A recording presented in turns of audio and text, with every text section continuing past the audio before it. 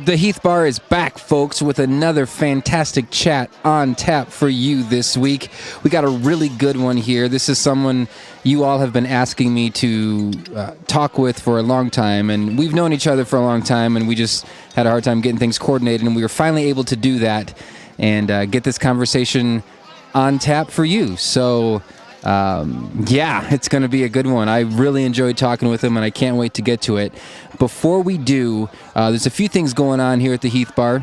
First, I'd love to hear some of your feedback. I know I talk a lot about leaving a 5-star review or any type of, word review on iTunes and things like that.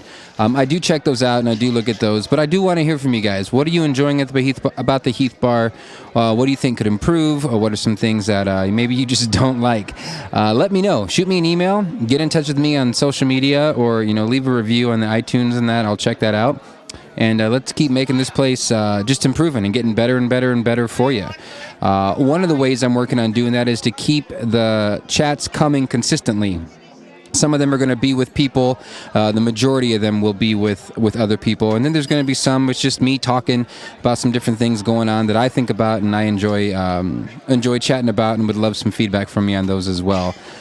Keep looking at the Heath Bar. Keep checking out the things that are coming down the pipeline, and give me some feedback. Let's hear from you. I want to hear what's going on and what you think. And right in line with that, if you know of someone or you yourself think, hey, I'd love to be on the show, this is what I've done, this is what I'm doing around the area, and that, reach out to me as well.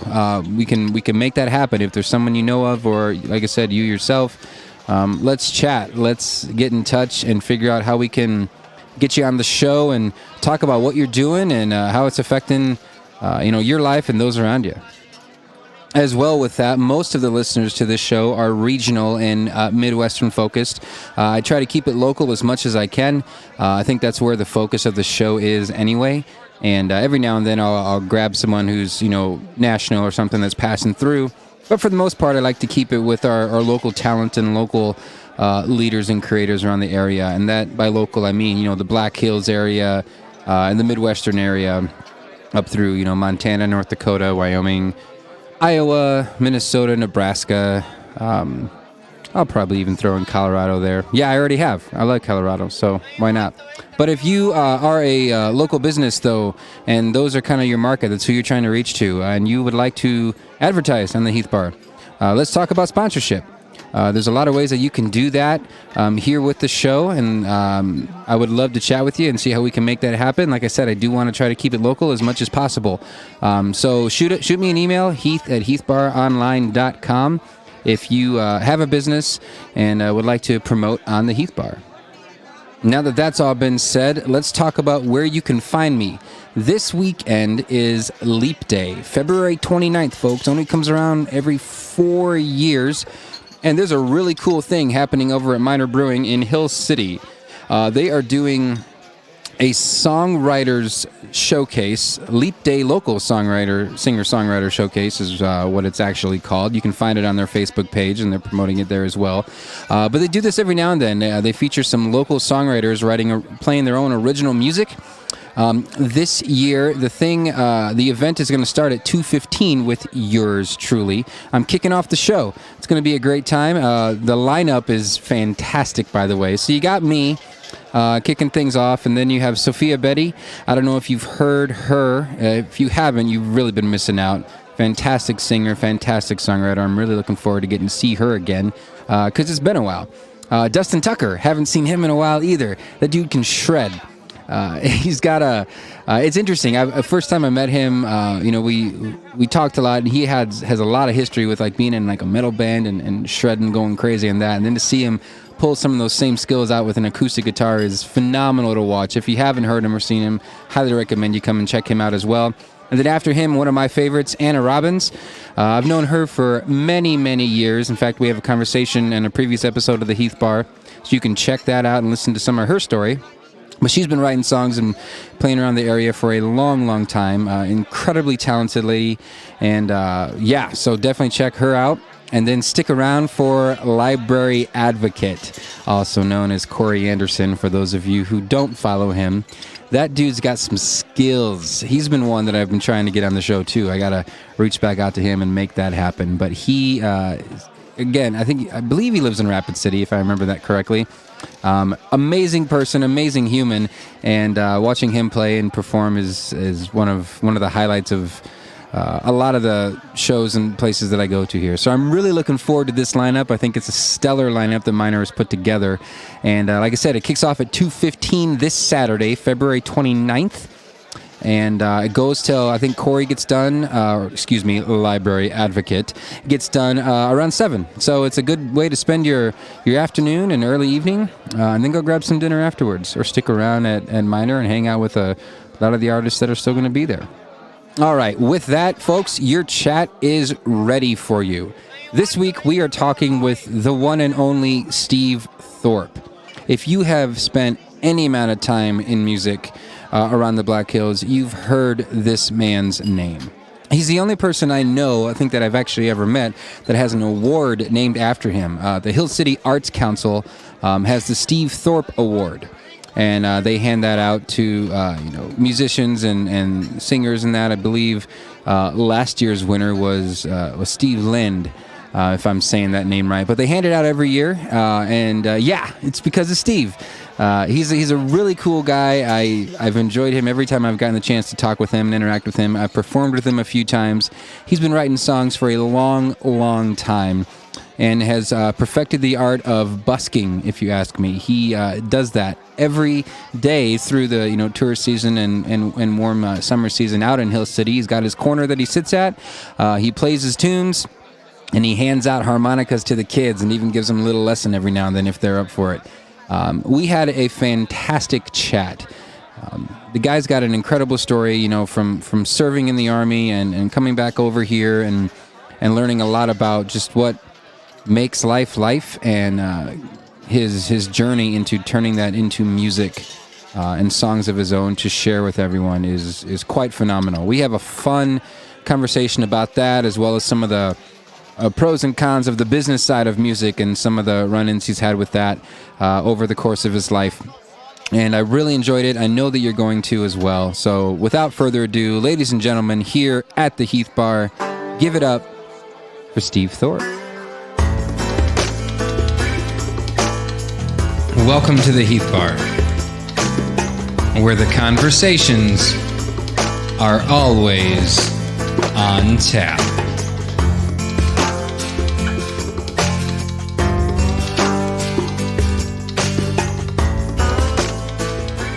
Well, let's cheers, Steve. Welcome to the Heath Bar. Well, thank you. Here in the morning. Yeah, morning. Saturday morning. Saturday morning. I don't frequent bars often in the mornings. We were just talking about Never Before Noon. You said that was Hemingway? That was Hemingway. That was Hemingway. Yeah. Okay. Yeah, I the only time I've ever been in a bar before noon was like St. Paddy's Day. And there was a bar that was serving Lucky Charms, but instead of milk, they'd pour Guinness. Oh, jeez. It was not good, man. It was not good. Way back in the 70s sometime, my middle brother he loved to drink. Mm-hmm. He took us out to champagne breakfast. Okay. Ruined my day. I mean, I come off of that champagne breakfast and I'm like, I'm worthless. And that was it. I mean, it's there's really don't like this stuff most any time anymore, but early is not good. Well, see, a lot of people, they just throw in the orange juice and they call it good, like orange juice and champagne. Well, that's what we're doing. They do the mimosa and they just go all day long. And then noon comes and they switch to the harder stuff. Or I guess not really harder, but the more acceptable stuff to be drinking in the afternoon and not the morning. I escaped that. Yeah. Oh, man. Did you, I'm trying to remember, you stopped drinking, right? Or Well, I'll have a beer now. I like dark beer. Okay. I like wine occasionally.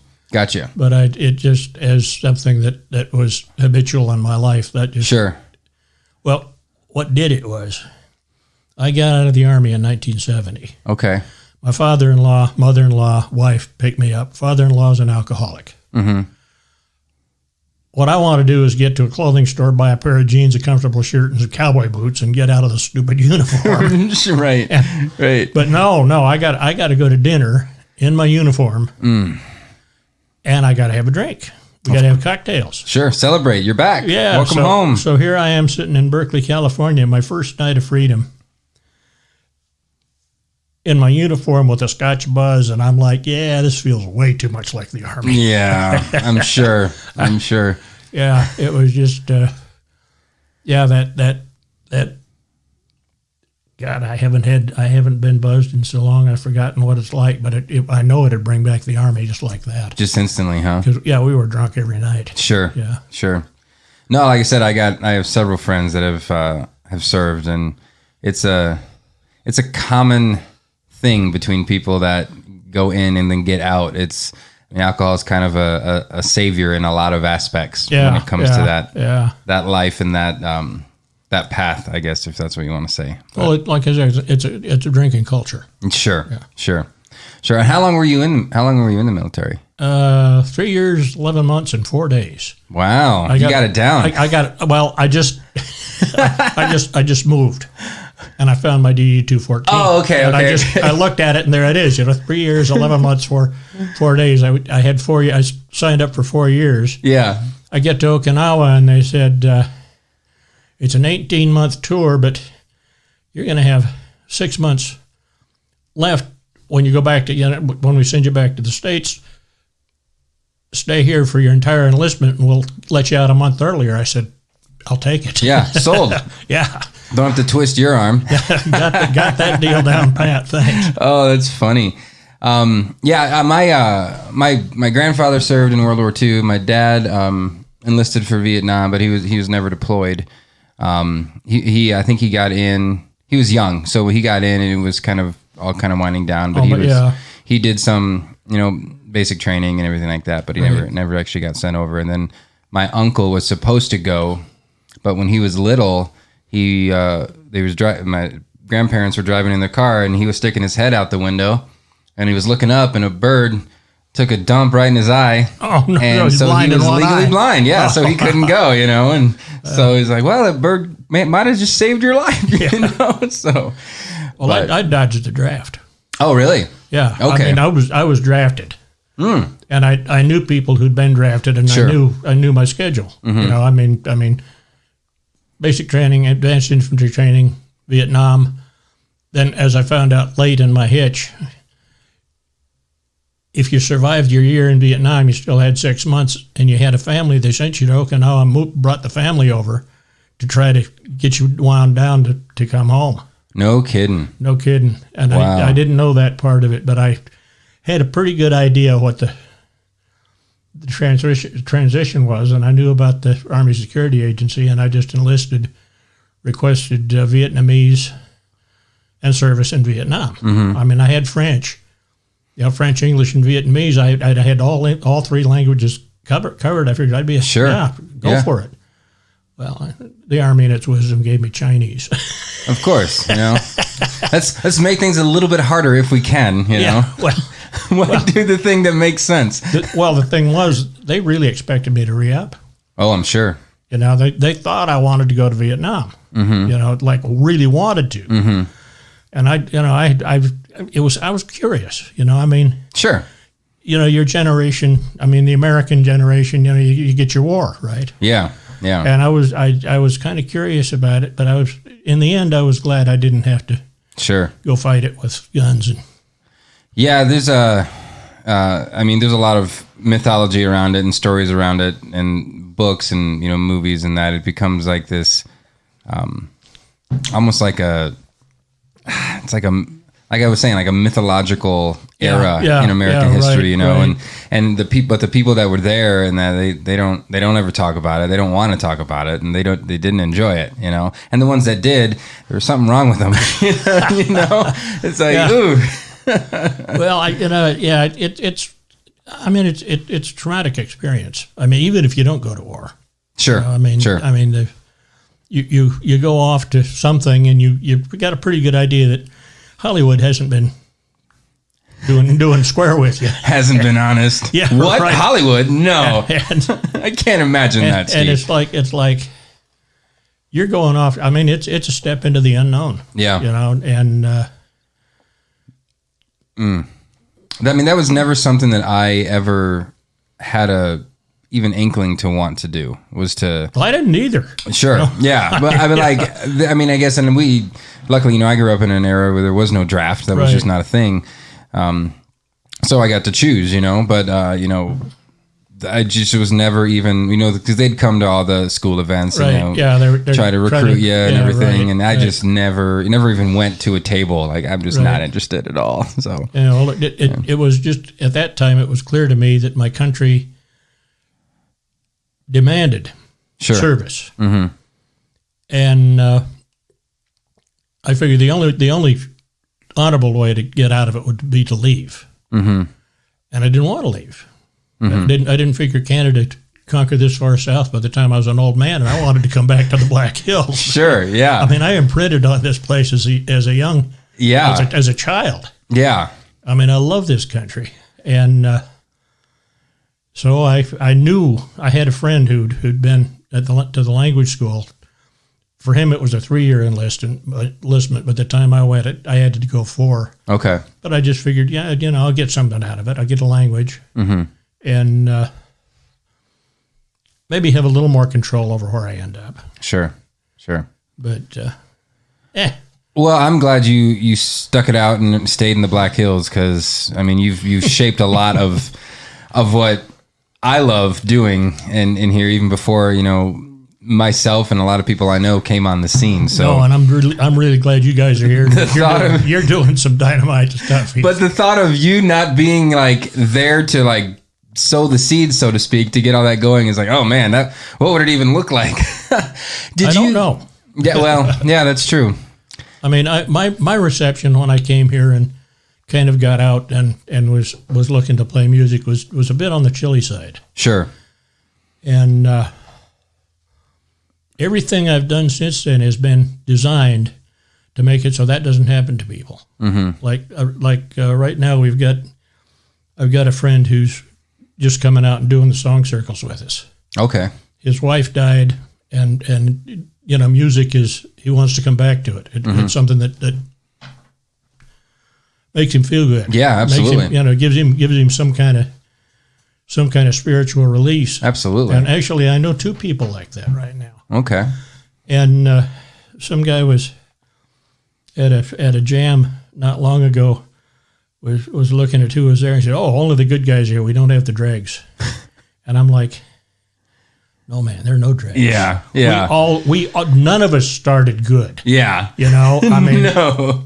You know, you learn the instrument, you learn to sing with it, and then if you want to get out at all, you realize that doing this in front of people is a whole other skill. Right. And you know, that's kind of what the scene right now, or the jam things that I'm in. The one down in Rochester you're talking about, or Yeah. is there a few that you're involved in? Yeah. Okay. I'm doing one up in. Well, I'm not going to talk about it. Oh, okay. Because ASCAP and BMI are following this stuff around. Okay. And I don't want to shut it down. Gotcha. Okay. Yeah, they like to pay attention. You know, that's what they do. Oh, yeah, they like to get money. Of course, that's the American dream. Yeah. No, but tell me a little bit. So when were you always playing guitar, like even through the Army and that, or did that come afterwards? It's kind of a release when you gave up the hard alcohol and that all the time. Did you switch to music, or was it a? No, I actually I got a hold with this moving. I got a hold of an old baby book. My mother kept baby books for us when I was a kid. Okay. And I don't think that's common anymore. Not as common as you think. All the pictures are saved on Google now, so you can just no, this was writing. This was writing notes. And, okay. And it's a little book. It had forms and child's first song. Well, at 2, my first song was I Could Sing Silent Night. When you were 2? Yeah. Wow, okay. And on a bit, another page, humor, Bill Grogan's goat is down as a funny stunt. Okay. Now, this will give you an idea of how music was looked at in my family. Sure, absolutely. Okay. But, I mean, I find no distinction between Silent Night and Bill Grogan's Goat. They're both songs. Sure. They're both music. Yeah. But, yeah. Okay. So 2 years old, you were singing tunes. Well, my grandfather sang all the time. Oh, okay. My grandfather was an operatic quality baritone. He'd been trained. He took music at Kearney College. Okay. Way back, and he went to school with a guy named, I think it was Herb Middleton. Okay. Herb finally went on to New York and made a name for himself as a baritone. Gotcha. Granddad always kind of thought he was a better singer than Herb. Okay. And he sang all his life. He sang all the time. I mean, one of my fondest memories of that man is, as a kid, I'm coming back from playing. I've just come around the corner at the Catholic Church, and I can hear Granddad singing, Annie Laurie. And I get a block further on, and I can hear the Power Mower. That man's voice carried further than a Power Mower. Oh, my goodness. You know, wow. Yeah. And that's what we call lungs. Oh, God, he could sing. And my mother was the same way. I'd come home from school. She'd be vacuuming the living room floor singing. Wow. Yeah. They just, both of them sang all the time. I was, 13 or 14 when I shut up long enough to figure out that the rest of the world wasn't singing along. And I got real self-conscious.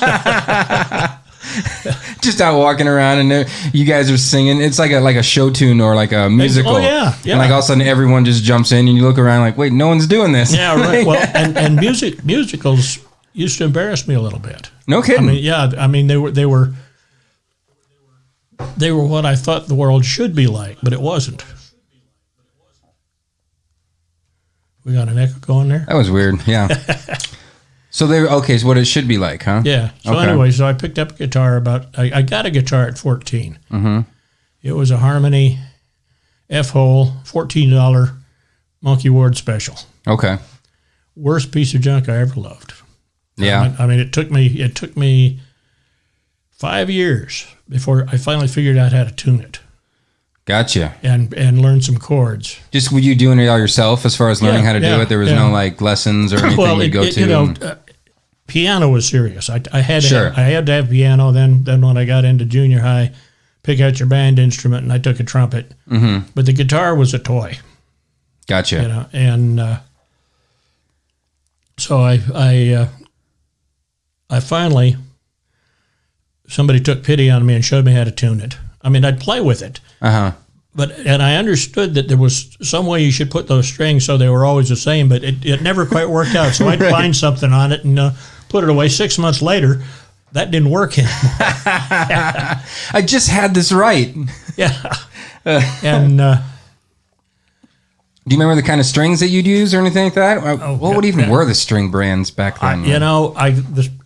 I used the strings that were on it for years. Okay. I mean, at least 2 years into actually learning chords. Gotcha. Okay. But the action was so bad that I had to retune to play in the key of C, the C, F, and G. Uh-huh. That hitting that note, that string on the 3rd fret, you had to push down far enough it changed the pitch. But once I figured out I could make sound on that thing that it was kind of like rock and roll. Oh, I'm sure. I'm like, oh man, I couldn't stop. Yeah. My fingers never actually bled, but they got really sore. Sure. I picked up a guitar for my daughter. It was kind of like that, super high action. You can drive a truck underneath it, Right, and it's like, oh man. And I'm looking at, you can tighten the truss rod and get things fixed and that, but it needs more work than that, Right. So I'll have to take it in somewhere. This one had a movable bridge. Oh, okay. Oh, I've got one like that. Yeah. Yeah, and it was adjustable. Mm-hmm. But it only adjusted up. I mean, it was adjusted down as far as it was going. There was some, I don't know, maybe 1/8 to 1/4 inch metal. Okay. Round screws, basically bolts. Sure. And so you could lift it up, and I got it down as far as it would go, and it was not down far enough. So finally, I just took the bolts off and just set the bridge right down on the, or got the nuts off and set them right down the bolts, and And that was manageable, Sure. but it wasn't good. Sure. Sure. Yeah. I mean, old guitars, man. I think everybody, the first guitar I ever got was this, I was I 15? I think I was 15 years old. My parents got me one. I don't remember what got me wanting to get one in the first place. It was probably something to do with like youth camp and the people playing music when I'd go to camps for the summer. Right. Like, oh man, that's really cool. Yeah, You know, right. I wish I could do that. And because I played the trombone all through high school, and right. that was my thing, and I loved it. But they got me this guitar, and it sat for a couple years because I couldn't figure it out. You know, and tune again, same situation. You know, I was teaching myself, and I tried to do a few lessons, but could never really get into the lessons. The guy that was teaching me at the time was going this very like by the book type thing when I just really wanted to learn how to play. Yeah, give me some chords so I can sing songs. Yeah, right, me too. I think it was like this very simple Beach Boys song at the time. Like, it can't be this difficult. Do I have to really spend 3 years of this before I can play that one song, you know? Exactly. And so I just couldn't really ever get into it. And then I moved to Omaha, and a bunch of friends of mine all played music, and that just got me like, okay. And I sat down in my room for a weekend and came up Monday morning and I could play. Yeah, so, there you go. Yeah. Yeah, but my fingers were bleeding that weekend though. So I never let them bleed. Yeah. I took that guitar after I learned the chords. Mm-hmm. I took that guitar, and I was a freshman at the University of Wyoming. It was between my freshman and sophomore year. And I took the guitar and decided I was going to major in philosophy, and I took Will and Ariel Durant's History of Philosophy. Okay. And I spent a week at the cabin, and I'd play that guitar until it hurt too much. I couldn't play it anymore. Then I'd read philosophy till I got bored, and then I'd go back and I'd play the guitar some more. And I figured out very quickly that, I was playing in the key of D. Sure. Well, I knew there was another chord that I needed, because all those 50s rock and roll with a relative minor didn't work with three chords. So Spearfish had this amazing bookstore in those days. That would have been 60, 62, 63. Okay. And I went down there and I found this chord wheel, which was much more complex than the chord wheels we've got today. There were a lot of chords on that sucker. Yeah. I found that recently. No kidding. And it's pretty amazing. Man, it's funny the things you find when you move. I should move more. Well, I shouldn't move more often. I've moved a lot. It's anyway. a pain. I'm settled for a while. I'm not looking to do it again. But I figured out that, okay, I didn't know how to do the bar chord. Mm-hmm. And I looked at that, and I'm supposed to put that finger across, and of course I'm pushing the strings down about 3/4 of an inch. Like the Hoover Dam, just pushing all the way to the level. Yeah. And but I got to looking at it, and I already knew the G chord. Mm-hmm. And I knew the D chord. So all I really had to do was learn the E minor and the C. Mm-hmm. And the E minor came right off the G, and then the C was a little harder. Yeah. But that was, I played everything in G for probably a year. Right. Yeah. Yeah. I'm a big fan of John Prine, and I was reading up about him. And one of the things that he said he did when he was learning chords and that, just like that, and as soon as he learned a new chord, he'd write a song using that chord. So then he'd remember it and just keep going. And so then he would learn a new chord, and then he would write a song using that chord, and just over and over and over. And I'm like, man, that's kind of that's a clever way to do it. He was really committed to songwriting. I didn't even occur to me I could write songs at this time. Yeah, no, not at all, huh? No. That's that was. There's a lot of people that. I think everybody starts at some point. I think you kind of have to start with covers. Well, yeah, learning stuff and that. You play what you know. Right. And then you start realizing, especially if you're in your cabin just reading a bunch of philosophy books. Yeah. Hey, I could put some of this to music. No, not. You don't think Pink Flamingos has philosophy in it? Oh, well, I know it does. But that came much later. Mm. That came after a degree in philosophy, a master's in creative writing, and what I wrote about 8, 9, 10 novels. Wow. And I always said, that to write anything good, you've got to write all the bullshit out of your soul. Yeah. And growing up in the 50s, I had a lot of that. And I knew it. Well, and you taking the time to write all that bullshit out of yourself. Right. Because so many people like want to get into it, want to get into writing, whether it's a novel or a story and that, but they start and it's horrible, so they quit. Yeah, exactly. Like you gotta just push through, And well, I tried that when I was in the Army. I tried writing some songs. Yeah. They were horrible. Okay. And the ones that weren't horrible sounded too much like Bob Dylan, and it was real clear to me Bob didn't need any help writing songs. He's doing all right. Yeah, so I might as well give this up. Sure. But 10 novels later, and I'm out here back in the cabin. Gonna write, make a career as a novelist, or starve to death. Yeah.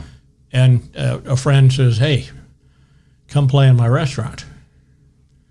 And he wanted stuff that ASCAP and BMI didn't have a handle on. Sure. And I had been playing with a songwriter in California, and I knew a bunch of his stuff. Mm-hmm. And so I did. I had 12 songs.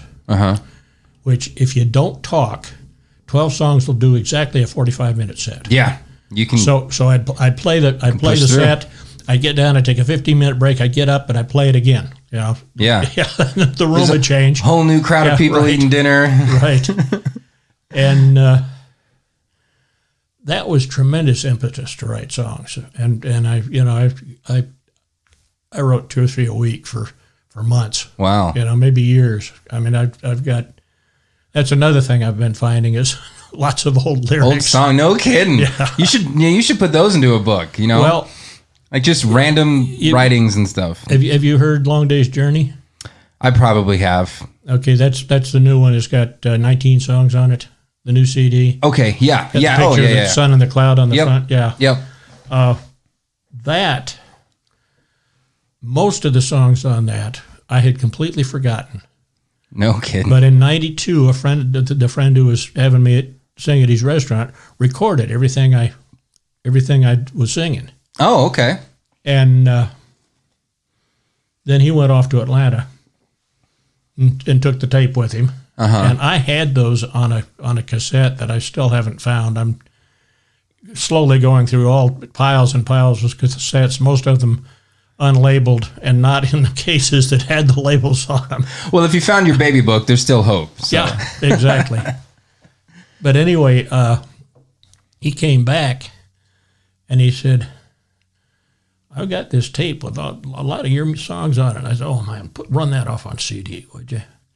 So I can take them home and relearn them." Yeah. Because it was all this hippy dippy love, eco-freako stuff, that in the early '90s, people did not want to hear that. No, that was not an era for that music. And so then I started singing mostly. I've always just done the busking thing. In coffee houses for a long time before I finally figured out I really love singing on the street. Sure.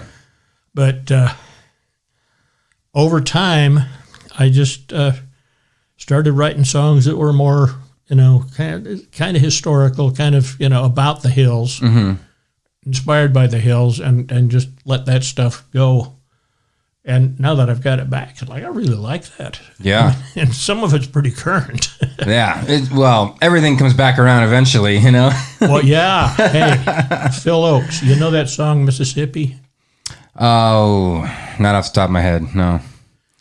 I'm hearing that, and I'm not going to tell you where, because if they knew it was being played, they'd probably change the station. Okay, gotcha. But it's first time I heard that, I'm like, I didn't know. I didn't listen to a lot of Phil Oakes, and I hadn't heard that one. Sure. But I'm like, holy, that's wow. Somebody's really paying attention to what's going on. Yeah. And then I talked to a friend about it. She whipped out her cell, was saying, "What is that?" She whips out her cell phone and she finds it. It's like Phil Oakes. I said, "Don't worry, I can find Phil Oakes." Yeah. Don't worry. But yeah, it does come around. Yeah. It does come around. Matter of fact, I was singing Beside Still Water on the street. That's a great song. Shortly after the big I forget the name of the thing that blew up in the Gulf and polluted everything. Oh, the oil tanker or the oil rig, or No, it was like a drill. The drilling Yeah, rig, yeah. right. And this woman stopped and she said, "Did you just write that? That sounds like."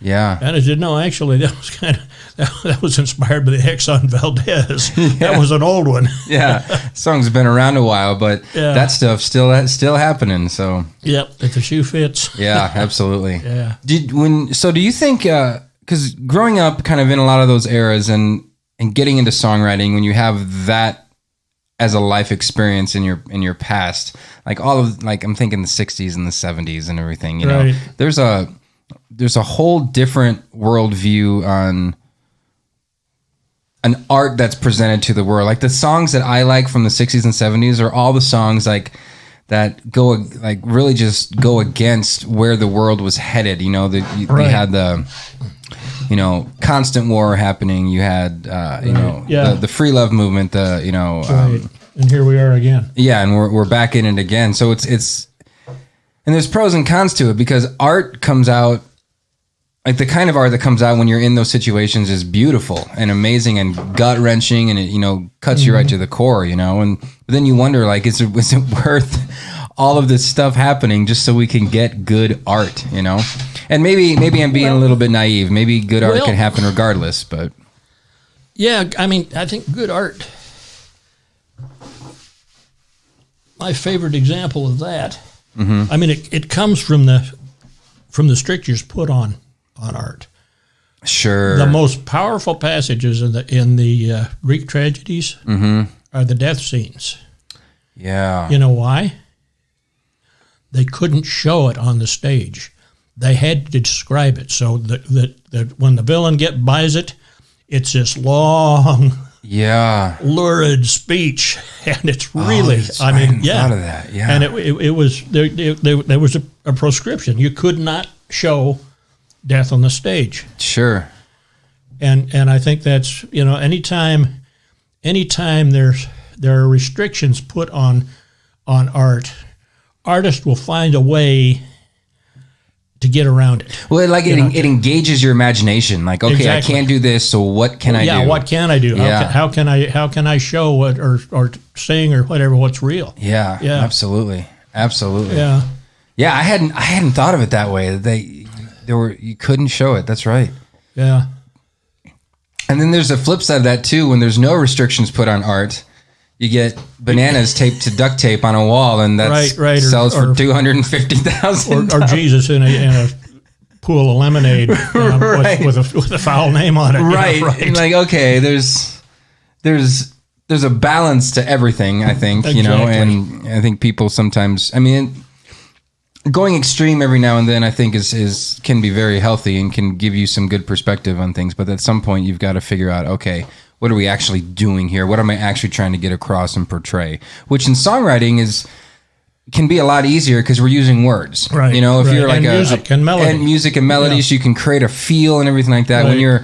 When you're painting, I feel like it's a lot more difficult, you know, right? And I'm not a painter, so I could be completely wrong, but like I look at a painting and like, oh, what does that mean? And it takes me forever to even get any kind of emotional response from it, you know. But if I hear a song, I'm like, I can be gutted instantly, you know. It engages your mind in a different way. Yeah. Absolutely. Yeah. But you know, there was a long time, and it started back in the 60s. I remember, you know, vaguely that this was being talked about in 64, 65, 66 when I was at the University of Washington. That the art should get a reaction. Sure. And they didn't care if it was a you know. Yeah. Just some kind of reaction. Right. And for years as a writer, I thought, you know, if I could write something, if I ever write something that's totally, wholly true, it's going to piss everybody off. Yeah. You know, but I've changed my mind about that. Yeah. I mean, it's, what I feel about art, or what I've come to feel about the definition of art is something that you can't ignore. that it compels you, you know, in a good way. Yeah. You know, Yeah. No, true art, I think, is something that you just can't look away from. You can't plug your ears and say, I don't want to hear that. You know, it hits you in the heart. It'll grip you, and you're kind of stuck. And that's especially if you're looking for something completely true. Yeah, like truth can be hard to swallow, but you know, I got to believe there's people in the world that can swallow it. You know, okay, all right, I get it. You know, and that's just the way it is. You know, I think if it wasn't hard to swallow, then it's probably not true. You know, at least in my experience. Well, you know, yeah, when you get too many people. Yeah. Do you remember your first song that you ever wrote? That I ever wrote? Yeah. Do you even remember it? Or maybe the first song that you actually recorded and put out for, hey, this is the introduction to Steve. Well, the first song I ever wrote that is something I could still do. Okay. Uh-oh. Yeah. We got a story here. Well, somebody gave me some shrooms. I mean, okay. I had never done anything like that. Sure. You know, and I'm in my 40s. Talk about getting artistic. Let's see where this goes. Yeah, right. Well, and I went down to a concert at a little hippie health food cooperative restaurant in Davis, California, and spent a night listening to music, and it was wonderful. You know, I mean, and I went home and I went to bed, and I woke up in the morning and I picked up the guitar and I made up a song, and that was that. It was like I was playing with a guy who didn't like it. I mean, he wouldn't do the songs I was writing after I started writing them. I was kind of backing him up. He just didn't like the style, or didn't like the words, or was just not about doing original stuff? Well, no, he wrote a lot of songs. Oh, okay, I mean, when I was playing out at the Fountain in Newcastle, I mean, half the songs I was singing were his. Okay, yeah. Okay. And that was kind of the start. It was like, oh, hey, I like this. It tells a story, you know. And it's got melody, and it's got a guitar part, and I can sing it. And after that, I didn't. Actually, I did write one before that I don't do anymore. I can see your wheels turning. Yeah. I hadn't even thought about this in a long time. Yeah. I'm not even going to try to talk about that. Well, and the reason that I ask is I'm always interested to see, like, if people themselves track their own progress, because it's easy for the listeners to do. You can put all the CDs in a row and that, but as the songwriter itself, like, there's a ton of stuff that is written and done before you even get to the point where you can feel comfortable or feel like this is worth recording and putting out for people to listen to, because like you said, you got to get through all the bullshit, so exactly. I'm always curious if you remember that and like, that was pretty bad, but it got me to this song and everything. Well, the bullshit was the stuff I attempted to write while I was in the Army. Okay. That was, I mean, I didn't know what I was doing. I had no idea of structure. I had no idea of how to tell a story in any form. Okay. And then after the 20 years of trying to write novels that I couldn't sell, when I came back to it, when I finally realized that, all right, I've written all the bullshit out of my soul, but I don't have any novels left. Boy, I got these songs. Yeah. And they come out, and they're these. It's like making pots. I did some pottery for a while. Okay. Man, you're just a jack of all trades, Steve. Well, I was writing a novel. I was writing a novel about a potter. Okay. And I thought I'd kind of based on a friend who was. And I knew what Rich had said about his pottery, but I thought I better get my hands dirty. Yeah, let's get an experience a bit. I was living in Nebraska, and I went out to Mid Plains Community College, and I took a pottery course. Mid Plains. Yeah. Wow, a friend of mine went there. Okay. Really? Cool. Yeah. Small world, Steve. I know. Smaller than that. Yeah. And I really liked it because I'd go to class and I'd work on this stuff, and I got into pinch pots. I mean, the wheel, but these, you take a little ball of clay and you stick your thumb in it and you start working it, and I'd make pitchers and vases and bowls, and wow, and then you'd paint the glaze on and you leave them for him, and you come back to all these little gems. It's like, whoa, that's really neat. Yeah. And then I got into sawdust firing to get. That's how you get black pottery. Sawdust fire. It doesn't get real hard. Okay. Traditionally, the people who use that would seal it with milk. Okay. But anyway, and the songs were kind of like the same thing. It's like it didn't take you more than 15, 20 minutes. And then you've got this little thing, and you can play with it. And Well, and the big thing is 20 years of sitting in the basement writing novels. There's not much social life involved. Yeah. Music. The big revelation was, holy moly, there's a social life here. I like this. Right. I can do this and share it with people. Exactly. And they're going to like it, Exactly. And some people throw in inputs, and yeah. And then you get out playing with other people, and it's just, all this cross-culture. Yeah. Yeah, that's fun. I always enjoy playing with people more than solo. I was telling someone the other day, they're like, solo gigs are easier to book because you don't have to worry about other schedules. Yeah, exactly. But anytime you can play with someone, it's fun. It's a blast. That's why I like the jams, the song circles. Yeah. You get. There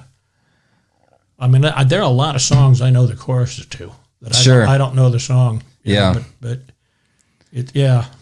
Well, one of the things, like when I first met you, this was, I'm trying to remember how many years it's been. It's been a while. But one of the things I remember you saying, you handed me, was it 2 or 3 of your CDs, which stayed in our car on repeat for at least 6 or 7 months. Just my wife and I would kick it on, like, oh, Steveson. Okay, we're not changing that. And it would just go because it was great. But I remember you telling me, like, these songs are recorded the way they were when I recorded them. I play them different now, right? Because my songs, and every song is always evolving and always changing. But at the time I recorded this is where this song was at in its life, right? And that stuck with me. Is you're never really finished on anything if you're constantly going back to it and working it and playing it. Well, like it's look at what Dylan's doing with his old songs. Yeah, he totally. You don't even recognize him, but he's playing with them. It can become, and that is one cool thing too about a song. Another artist can pick up a song and make it a whole different thing also, exactly. So a song is more of like an abstract idea, and then the person is the one that shapes it to their will in a way, but that stuck with me is, because there's a lot of songs that I just like, oh, well, that song's done. And then I remember going back and looking at them and go, oh, wait, I've learned something new that I think would fit in this old song of mine. So then I'd go back and change it up a bit and that. And yeah, that was just really, really good advice, Well, that's one of the things I like about playing on the street in the summertime is that I do them all, sometimes twice a day. Yeah. I'll sit up there. I think I'm probably getting up to where I can do 4 or 5 hours now. Since right after the accident, 2 hours was all I could take. Yeah. But 4 or 5 hours of playing though. Oh God, I love it. Oh man, I love it. That's fantastic. You're playing and people will sit down and talk to you. There's a bench right where I play, and people will sit down and talk. It's. See, I'm playing in the wrong places. I'm background music in bars, man. Playing 5 hours there just sounds like hell. I like that too. I like that too. The background music where you control the ambient noise in the room with your volume. Yeah. If it gets too loud, you just soften up a little bit, and then the rest of it comes down. See, you're the maestro of the evening. Yeah. Basically, you're controlling the ambient noise. Sure. Nobody's listening to the music, but you're keeping the sound level right. That's right. As long as you're having fun, I guess that's really all that matters. But on the street, you do the same song, 2-3 times a day sometimes. Mm-hmm. And I like to think of it as I'm not performing, I'm looking for the soul of the song. You know, I'm trying to play each song in a way that will let me understand why I wrote it to begin with and why I keep singing it. Mm-hmm. You know, and that alters a lot of them. You know, sure. I mean, slowly over time, things that you didn't recognize, you know, when you wrote it and didn't recognize right away, will all of a sudden say, "Oh, wow, yeah, you know that, wow, yeah, yeah." And sometimes it'll make changes. Sometimes it'll just be different emphasis. Huh. But I've been thinking about an album of songs that have changed since I've recorded them. Yeah. You know, I'm thinking I haven't really thought about it very hard. If you need a title, Evolution. yeah, or retreads. There you go. Something like that. Yeah. Right. Yeah. Retreads for rally. You know. Right. Steve Thorpe, I'm older now, and it's the same songs from your first album, you know? Right, That's all. That's the title. Yeah. I'm older now. Here you go. Right. Well, and then I've got this other problem. I've got the Blind Beat Williams story, which is it's about 45 minutes, spoken word and songs. Okay. And I'd like to get that out because there is nothing out there like it. The closest I've seen is Neil Young's Greendale. You know that? Oh yeah. Okay. Yeah. Only mine's different. Huh. I mean he's telling a story with music and with narration. Sure. And this is a story about a musician, and these are his songs. Interesting. Yeah, and it's. And you're putting all this together. Is it done? Well, actually, I'm still learning the final song. I wrote that, you know, I don't know, probably 9 months ago. I finally finished it. Okay. And I need that. I used to end it up with somebody else's song, and that just didn't work. Yeah, but that's interesting. And it's just a 45-minute story. It's the life of a blues of a white blues singer. Yeah. Starting out in the 30s. Okay. You know, and it's. Is he living in the Black Hills where we don't know what the blues are yet in the 30s? Well, no, he starts out. Actually, he could start out in eastern South Dakota. I put him in Hawarden, Iowa. Okay. Which I called Cedar Junction. Okay. You know, 'cause I had most of my father's family lives in Hudson. Hawarden is right across the river in Iowa, and that river break country always fascinated me. You know, as a kid, I got to see a lot of it, and I hike a lot of it from the South Dakota side. But on the Iowa side, you've got these bluffs, but anyway, he's a white redheaded. Got this huge head of really kinky, thick, brick red, beet red hair. I mean, his name is, he goes by Blind Beat Williams. Okay. And he gets the blues. I don't want to get on this too much. I'll tell the whole damn story. Well, I mean, we could just give us a little bit of a snippet because I'm really curious. He picks up the blues because he's got an uncle who has a general store in town. Okay. In Cedar Junction. And one Christmas, his uncle gives him a crystal set. You know, this crystal set, crystal radio. Mm-hmm. And when the atmospheric conditions are just right, he can pick up the Chicago blues stations on it. Oh, that's clever. Yeah, and he's just fascinated by it. That's clever. And he gets his guitar from the same uncle. Mm-hmm. It's a National Steel. Okay. He plays a lot of slide. Yeah. Yeah.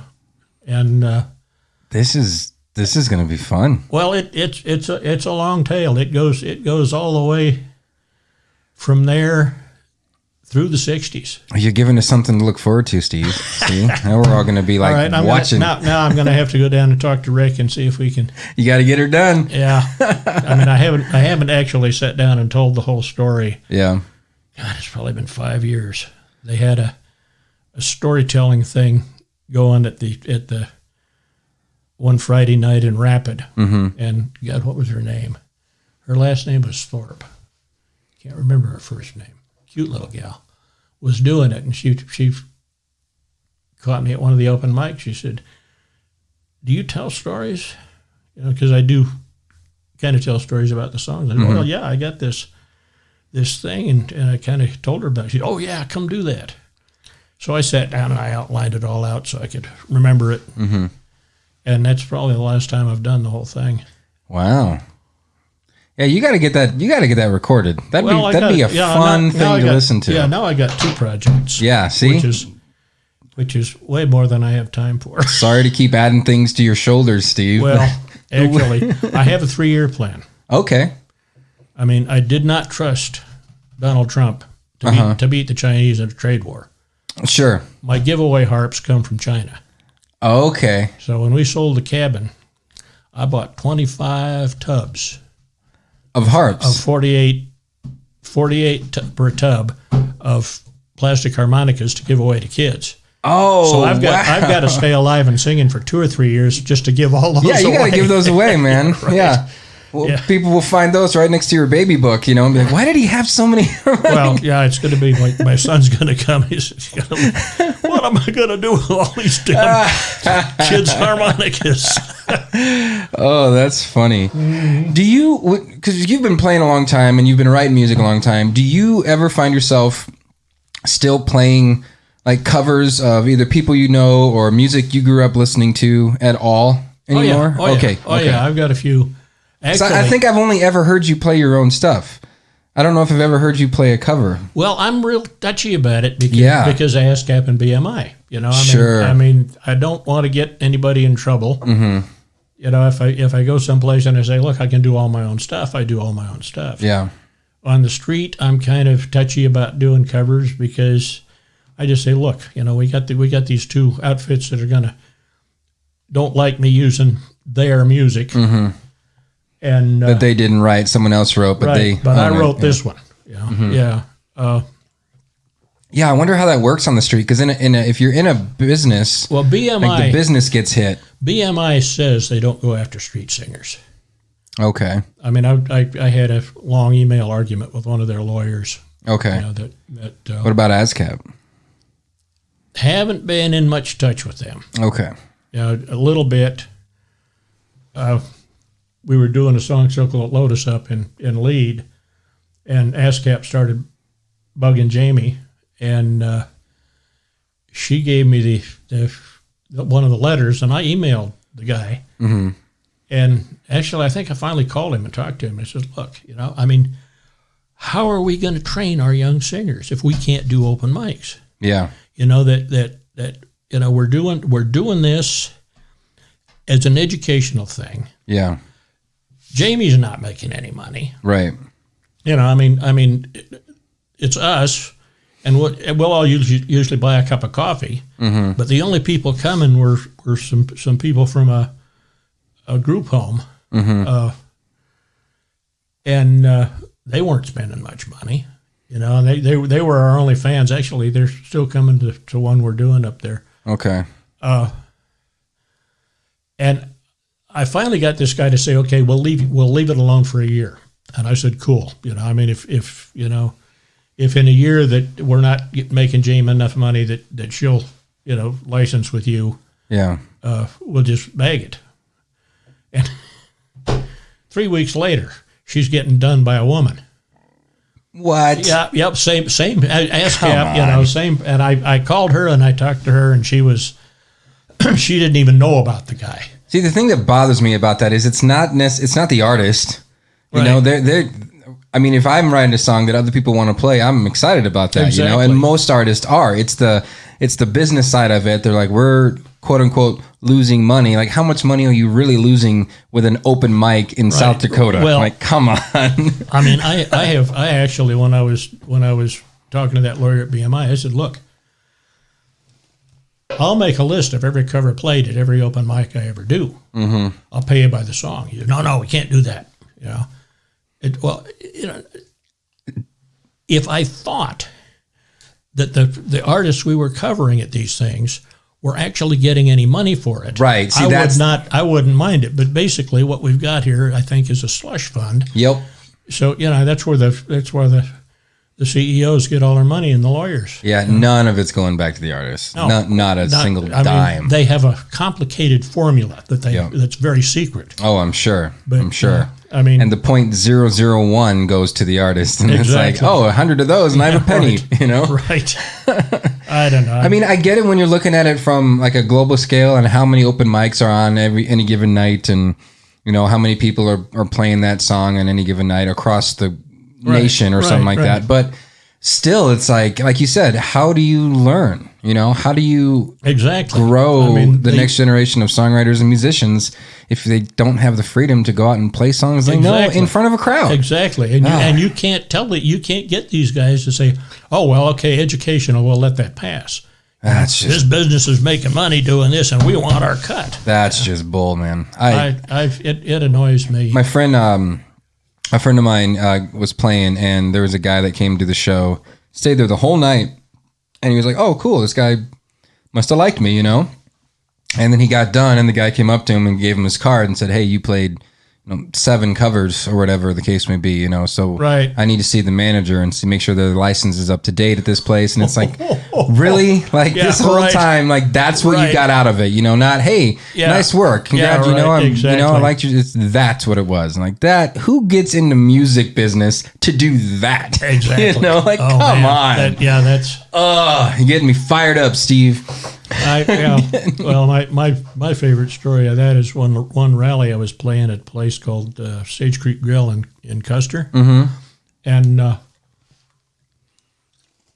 I'd gone the whole night, hadn't done any covers. It was getting late, and I was getting tired. I thought, shit, I played Uncle John's band. Well, I saw this biker, grab his cell phone and get a picture of it. Before I got out of the place after the gig, ASCAP was on the phone to the owner, demanding money. They knew it was me, and they knew the song I'd played. What the heck? Yeah, exactly. I'm like, and she finally quit doing music completely. Which is what happens. Exactly. And all of a sudden, then you have nowhere to play. We lose our venues, and and I don't think it'd be an issue here if it weren't for that blasted rally. Yeah.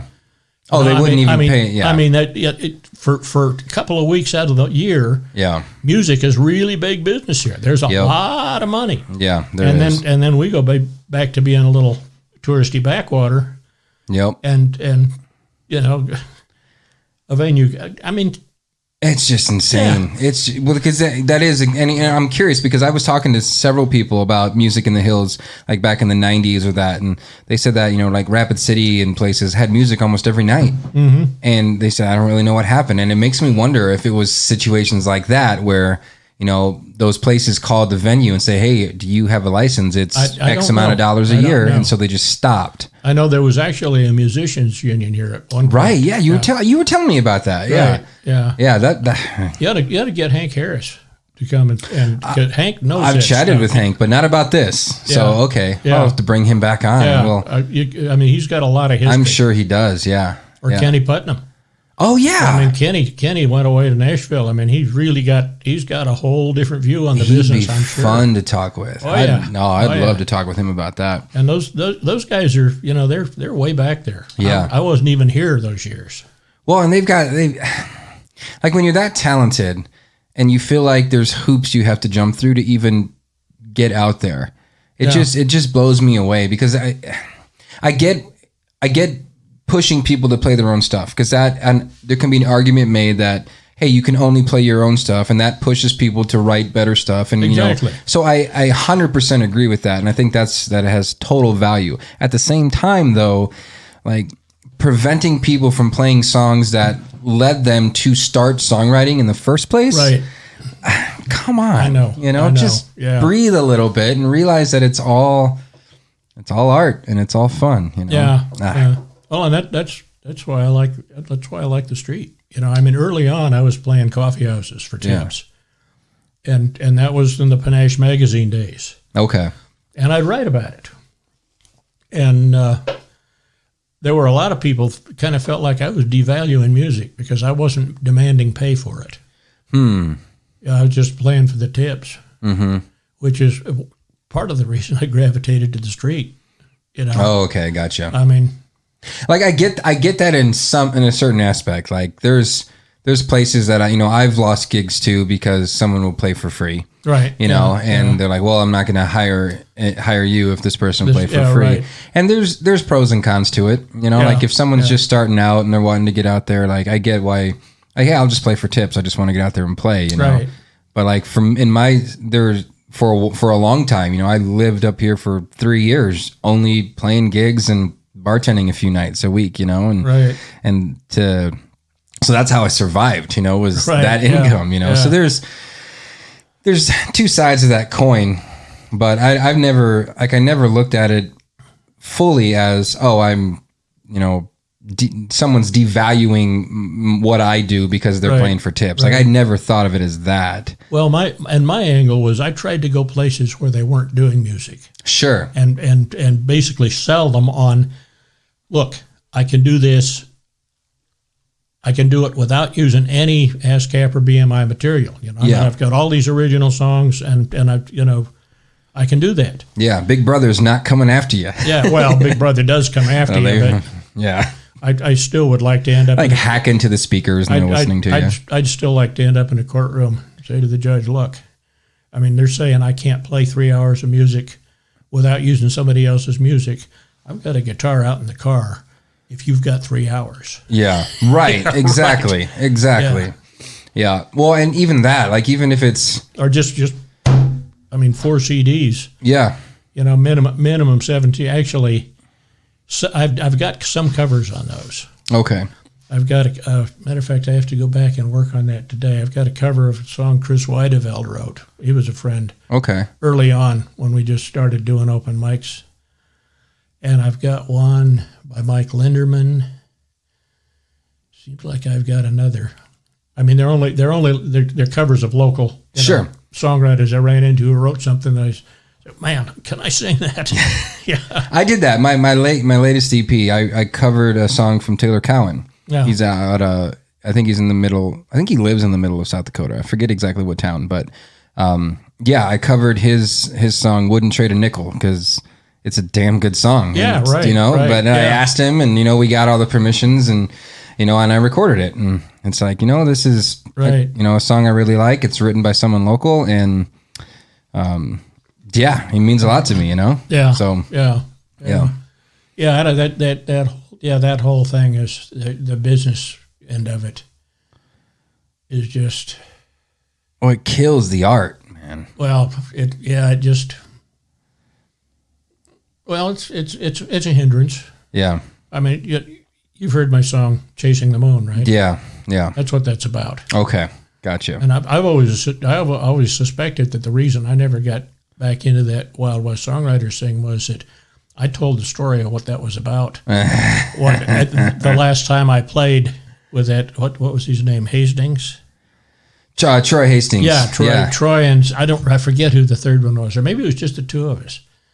But it was real leisurely, and I told that story. And there was one guy there, looked like he just bit into a sour lemon. Well, it's interesting. So there's a few people that were all about that aren't there anymore.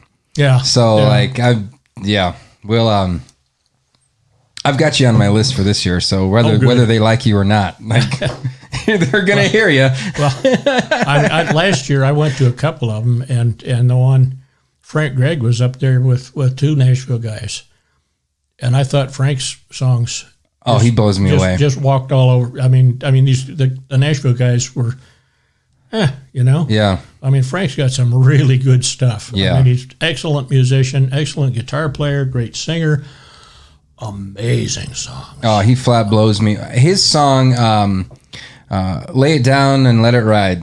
When I first heard that song, I thought this is the greatest song I've ever heard. Yeah, it was just so good. I think the chorus goes like, if God saw fit to send me back, I'd take it like a man and lay it down, and let it ride, and do it all again. That is a great line. Yeah. Oh, well, and that one about the shot fired in anger can't come back to the gun. The Indian paintbrush, yeah. Yeah. Oh my God! Have you heard his song? It's called Nashville. No, You I don't think love so. it. It's about a songwriter, a young singer-songwriter who moves from, I think, Colorado to Nashville, and because he's good, he has a drive for it. He gets there and just gets eaten alive. Right. And comes back, tail between his legs, I have, but I don't remember it. Yeah, he has a line in there that says, if I could, I'd like to buy up Nashville just to burn it down. Yeah, Yeah, man. And I mean, to be fair, there's a ton of amazing talent that comes out of Nashville, and there's a reason people go there to record and get their career started. But I think when you get to the giant conglomerate of it, I think you just you get in trouble for playing a open mic night. Well, and the myth I've heard is, you go as a singer-songwriter. First thing they want to do is take away, if you're going to be a singer, they take away the guitar. Oh yeah. I'm like, what? Yep. No, that's part of that's the whole shtick. Yeah. I mean, what am I going to do without a guitar? Right. I'm going to stand there and wonder what to do with my hands. Oh, I would not know what to do. Be like, just stand there doing spirit fingers or something, like, oh my gosh. I've never been to Nashville. I have a lot of people tell me that I should at least go and experience it and see what it's like. But I don't know. I way back, 97. In 96, I had hosted a duo, Kate Larkin and Ree McKean. Okay. They were out of Whitesburg, Kentucky. And they came up, stayed with me at the cabin. I gave them a bunch of my gigs and took them out and set them up with tips gigs with all of the places I played. Mm-hmm. And great ladies. Really, we had a great week. That's cool. And the next year, they were involved in this what they call it, New Roots Songwriters Workshop in Whitesburg. Oh yeah, and Jalon Crossell and I went down. Yeah, they met Jalon at one of my gigs in Gillette, and Jalon got to go because he's really good. I got to go because I helped him out a lot. Okay. Yeah. But anyway, we went down there, and after the gig, we actually got paid to go down there. We didn't get paid near what it cost us to get there. Of course, yeah. But anyway, here's a meal. So we met this Nashville songwriter named Cindy Green, a wonderful lady. We just, the three of us just hit it off, and the whole weekend we're just hanging out together. And she took us home to Nashville. Okay.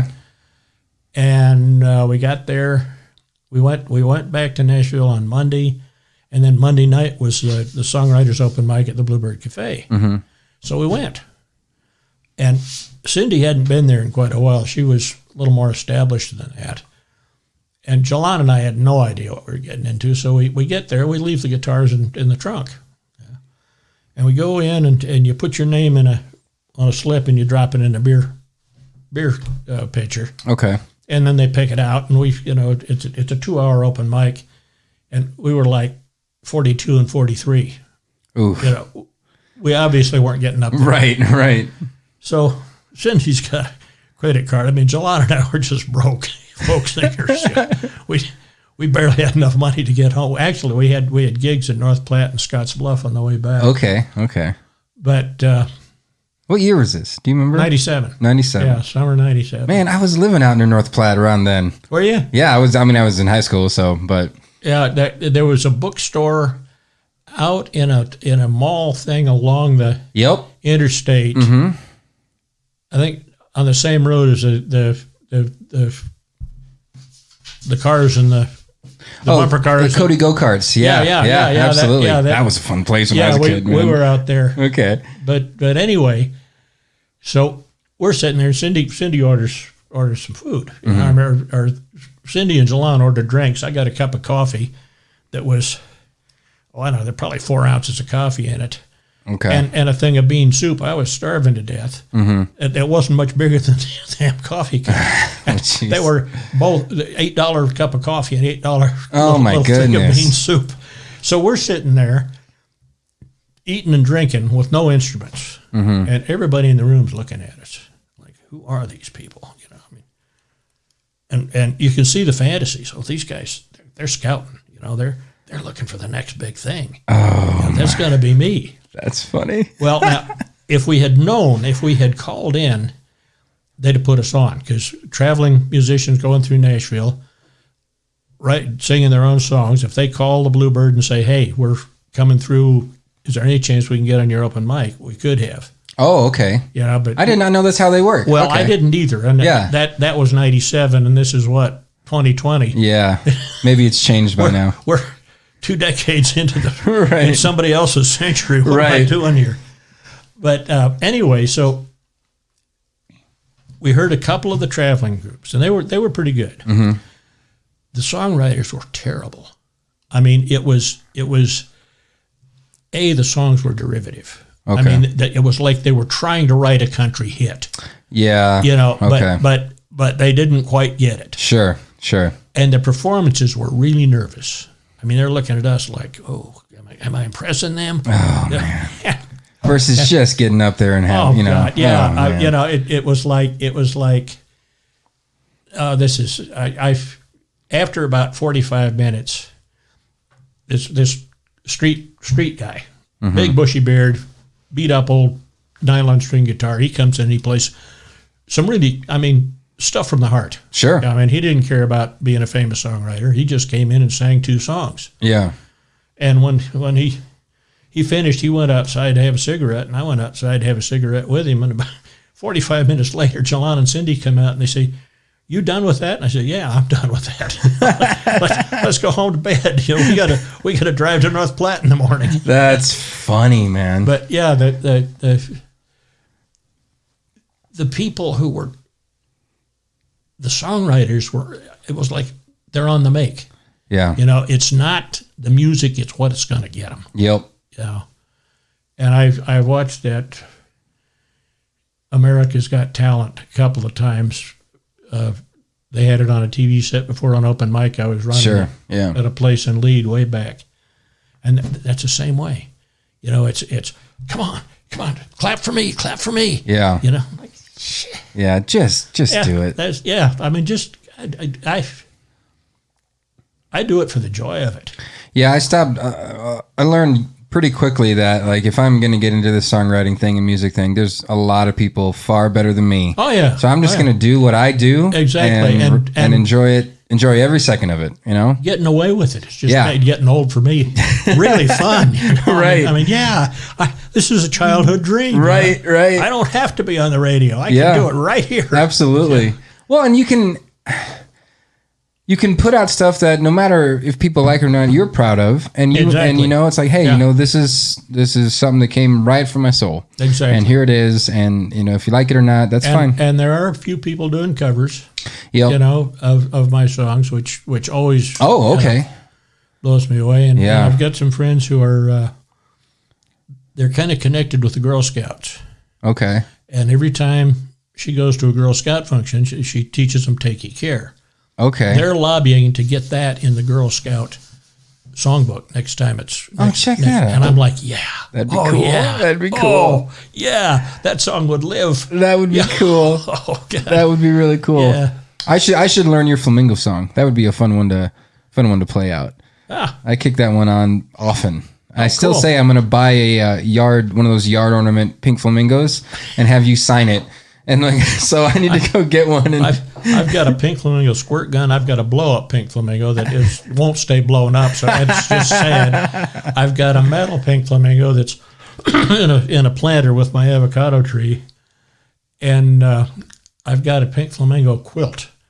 That's amazing. People feel compelled to give me things with pink flamingos on them. That's what you get. That's danger in writing a song. You know, if you never know what people are going to do with it. Right. Next thing you know, he's the pink flamingo guy. Like, well, he's more than that, but. Well, you know what that song's really about, don't you? You know, I think you might have to remind me. It's about prejudice. Is it really? It is. Okay. It's about. It was inspired by the big Hispanic boycott way back. I don't know. Probably with George Bush. Really? It might have even been as far back as Clinton. But yeah, it was, I mean, these people are saying, hey, we contribute to this economy and we're going to stop working for a day just so you can see. Oh, sure. I was way too young to pay attention to politics back then, right. but you know, when I was writing that song, I had that in mind. Gotcha. And that's what it's about, you know, that they're kind of looked down on, but then they're gone, and now folks around here kind of miss them. Right. You know? Yeah. Sure. Interesting. You do a lot. You've done several songs that like have those like social, or I don't know if you'd call it necessarily political, but just like a justice type, social justice. Yeah, kind of a thing like that. And that's, I mean, it's clear that that's been a part of your life.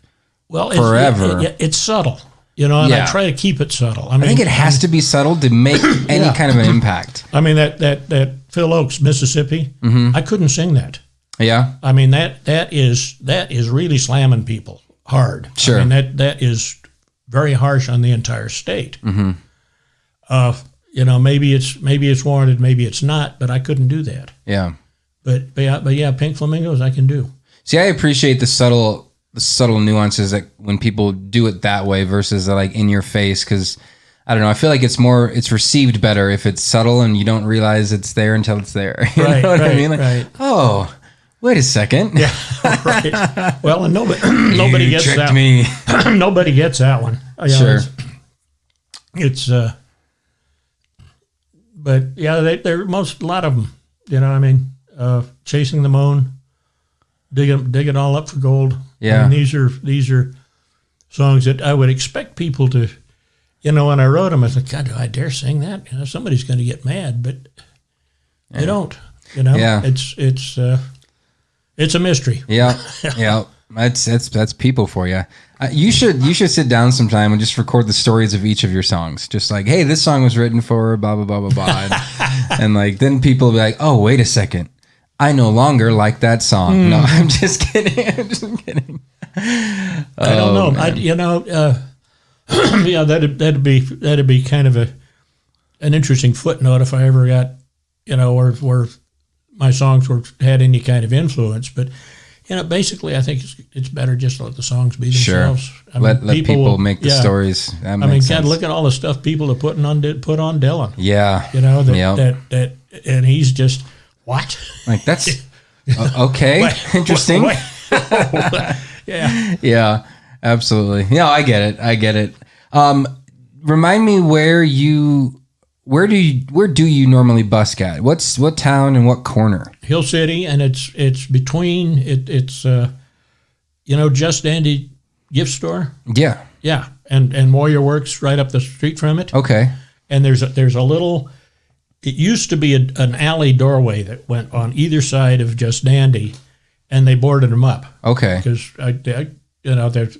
I don't know where the one between Just Dandy and what is that now? Well, it was an ice cream place. It wasn't even open last summer. I don't know where that one comes out, but the other one comes out right in Carolyn's yard. Okay. You know, and I think the city let her board it up because, you know, people were walking through her backyard. Right. And it's just recessed a little bit, and I just set a camp chair right in there and set my case up along the window under the window of the art gallery, Waterworks, and just sit there. There's a bench on Carolyn's side, so if somebody wants to sit down and talk, or I put my harmonica players on it a lot. Okay, gotcha. Yeah, and it's I mean and they like having me there. 4 to 5 hours a day, and you do that pretty much through the summer. I was up to 4 a couple of times last summer. I think this next summer I'm going to be going longer. Okay. Jeez. You know, it's. Do you bring a lunch with you, or do you stop for lunch, or do you just like have have a picnic? I eat before I leave Lead, and then I go down to. It used to be Rico's. Now it's what does Maria call her place? The Mexican place down there. It used to be the Harney Drive-In. Oh, I couldn't tell you. But it's right across from the Dinosaur Museum. Okay. And I love chili rellenos. Sure. And so I'll and I can't eat cheese before I play, so I'll eat something before I go, and then go sit there the afternoon, and then I'll go have Mexican dinner. There you go. That's a great day, man. Oh, that's a beautiful. That's a really great day. Yeah. And I think I've got a place to stay down there this year, so I don't have to come back and forth all the time. Yeah, the commute. I love the drive, but it's yeah. Yeah. I mean, after a while, any drive gets old. I'm burning. Well, when the highway gets old, I do the back roads. Gotcha. You know, okay. But, I'm burning. You know, it's burning up the profit. Sure. And so. All goes to the gas tank, man. Exactly.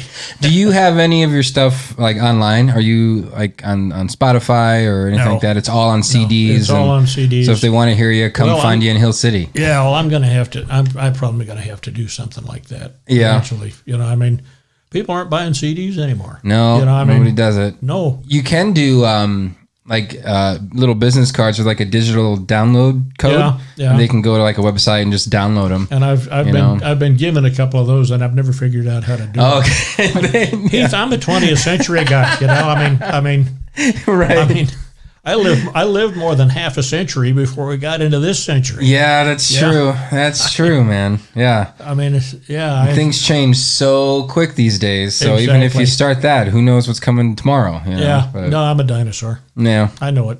Yeah. Dinosaurs. I grew up liking dinosaurs. A lot of people still like them. So. Well, that's good. So Busking in Hill City most every day throughout the summer and tourist season, everything like that. Right. Winter times, you're song circles, recording, writing some stuff, right, and right. Are your novels anywhere? Like if people want to find them, you can get Walking Wounded from Amazon.com. Okay. Used. Okay. You know, I'm actually. I'm gonna pick that up and take a read. I love to read, so. Well, it's. I reread that not too many years ago, and was really heartened to realize it wasn't as bad as I thought it was. Well, there you go. All right. Actually, it's pretty good. You know, if that's your only shot at a novel, you know, if that's my only shot, I'll stand on it. You could like put that on the cover, written by Steve Thorpe. It's pretty good, Steve Thorpe. Like that's the endorsement. There you go. Well, the interesting thing is that in this move, I dug out a whole bunch of boxes. Yeah. Novels in boxes. Okay. I've got, and of course I had to look at all of them because I had multiple copies, and I still have multiple copies of some of them. Mm-hmm. But I sat down and read a couple of them. I read my master's thesis. Actually, I read the master's thesis because I found the short story that was the precursor to that novel. Okay. And I read that, and I'm like, I wonder what the thesis looked like. I hadn't looked at that since, 1970 something. Okay. 76, sure. 77, when I turned it in, and that is 50 years ago. Yeah. And then I got out the novel I wrote after Walking Wounded, which doesn't have a title. It's just a Sandhills novel. I sent it off to my agent, and the only pronouncement I got on it was, well, novels about small town America are better short than long. And this thing is 395 pages. You know, I mean, it's a long novel. Okay. And it's very slow, very detailed. Sure. And New York just wasn't buying it. Sure. I mean, I could write a novel that long about a serial killer. Oh, they'd eat that up, man. Addictions and the problems people are having in small towns. Yeah. We don't want that.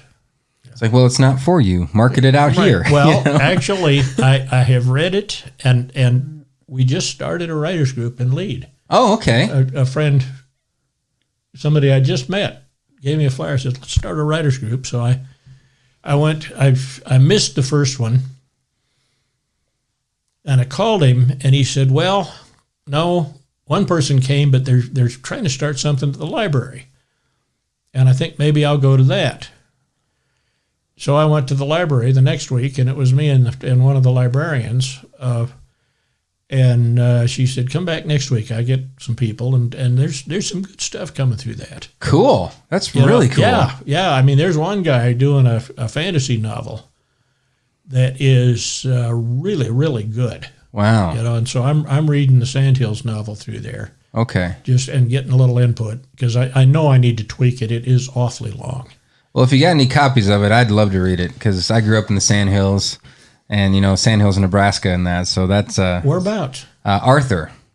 Yeah. Yeah. Yeah. Absolutely. I have a great story about Arthur. Oh, do you? I had a friend in North Platte was telling me about a friend of his who was having an affair. Okay. And his friend says to his friend, he says, how do you do it in a town the size of North Platte? And the guy said, man, if you come from Arthur, it's really easy. Yeah. There's 100 people in Arthur. Yeah. You moved to North Platte. That's the big city, man. Yeah, right. Oh, that's funny. Cool. That's funny. I love the Sandhills. Oh, dude, it's near and dear to my heart. I had a lot of good memories out there. A lot of bad ones too, but a lot of good ones. So. Well, yeah, and that's what the novel's about, the good ones and the bad ones. God, I'd love to read it. Yeah. Yeah. Find a copy. I'd love to. I might have a second copy of it. Okay. Do you have it on a computer? It's in a box. Okay. It's in a typing paper box, and it's got that sucker crammed full. Okay, gotcha. Let me see if if I do, I'll let you know, and we get together. That'd be a lot of fun. Yeah, it'd be a lot of fun, man. I wouldn't mind the input. Sure, I'd love to give it to you. Like I said, I'm a fan of reading, and I'm trying to read a lot of local authors right now, just to kind of get to see some of that art form that's around the hills and everything. Well, I'm thinking if I can get it tweaked, and that is going to mean sitting down at some point and running the whole thing through my fingers again. Sure. Which I don't know when I'm going to do that. I've got actually next fall is going to be pretty empty. Well, there you go. Yeah, I've been doing a pet setting gig spring and fall, and it's all going to be this year. Okay. Yeah, maybe I'll do that. I'll try to get you a copy. I wouldn't mind the input. There's another project I'm throwing on your shoulders, man. This has been a productive day. Heath, I have got so much on my plate. I believe it, man. And where I'm going to find time to do it all, I don't know. That's always the challenge. Yeah. But it's, and I'm thinking just get a hold of University of Nebraska Press and say, hey, would you guys look at this, New York didn't want it, and I kind of took their word for it that it was worthless. But maybe it's not. Yeah, there's some, I'd love to read it. Find a copy and let's make that happen. I think I've got another copy. That'd be cool. Yeah, Steve, this was fun. I really enjoyed chatting with you. Yeah. Like you told everyone, you're not online, so come down to Hill City and find you on the corner. There you're playing all summer. You got your CDs. Bring your kids, and I'll give them harmonicas. That's right. You got time for one harmonica story? Got a couple. Yeah, absolutely. Let's do it. All right. Last summer, right at the end of the summer, it was the Friday before the rally started, or Friday before the week before the rally. Okay. And because I don't do the week before because there are too many motorcycles in town. There's too noisy. Right. But anyway, so I'm sitting there picking, and there's this family, mom, grandma, and a little guy, about 3-year-old, cute little blonde kid. And he keeps running. They're hanging around the car. I think they're waiting for Dad to come unlock the car to get something out or put something in. Then they're going to go to lunch. Okay. He keeps running up and looking at me, and I'd look at him and wink, and he gets shy and runs back. About the third time, I grabbed the bag of harmonicas, and I held it out to him and say, hey, and I gestured to Mom to come on over and take a look at this. And she comes up, and he's looking at those harmonicas. Yeah, they're all 6 different colors, Yeah, really. Yeah. They're kids like them. Oh, I'm sure. And I say to Mom, is it okay if he'll take a lesson and play a song with me? I'll give it to him, and I'll give you one too. And she said, oh, he loves music.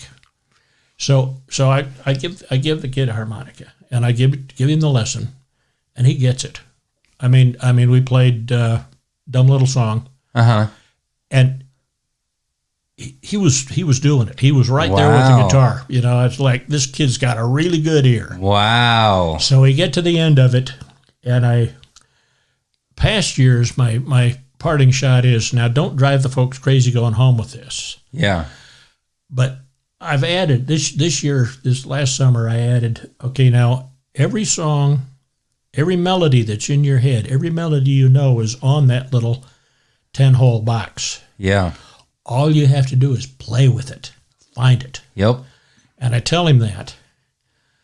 And I said, now here, what's your favorite song? And Mom says, oh, Twinkle, Twinkle. So I played it. It's a 3-hole song. Yeah. I mean, it's really simple. Yeah. And I played it, and this kid's eyes get big. And they go on up the street to lunch. Uh-huh. Well, I didn't see where they went because I was kind of candid. I kind of turned my chair so I'm looking down the street rather than up, because the guitar case is up, and I don't want to see what's in there till the end of the day. Yeah.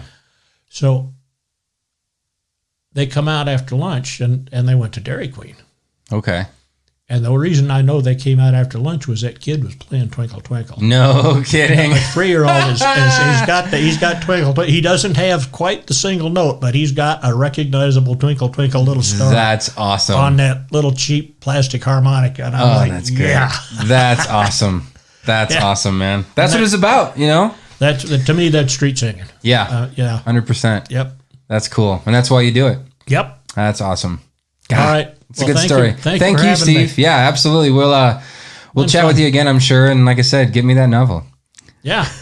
Well, get Hank or Kenny in here and talk about, you know, I'm definitely the old talk days to and them. the musicians unions and what they were doing, because that's a whole another picture. I'd love to listen to that. Yeah, like I talked to Hank, but it was more his story, not so much that. Right, and I haven't gotten a chance to talk with Kenny yet, but we'll make that happen. That'll be fun. But they got great stories. Yeah, I'm sure they do. All right, cool. All right. Thank you. They call him the grandfather of the hills, folks. I really hope you enjoyed this conversation that I had with Steve. Like I said, I enjoy him thoroughly, and it was really fun to get to do this. If you can find this conversation as well as the other conversations that we've had here at the Heath Bar on www.theheathbarpodcast.com. If you want to get in touch with me, you can find me on Instagram and Facebook, or shoot me an email, heath@heathbaronline.com. Until next time.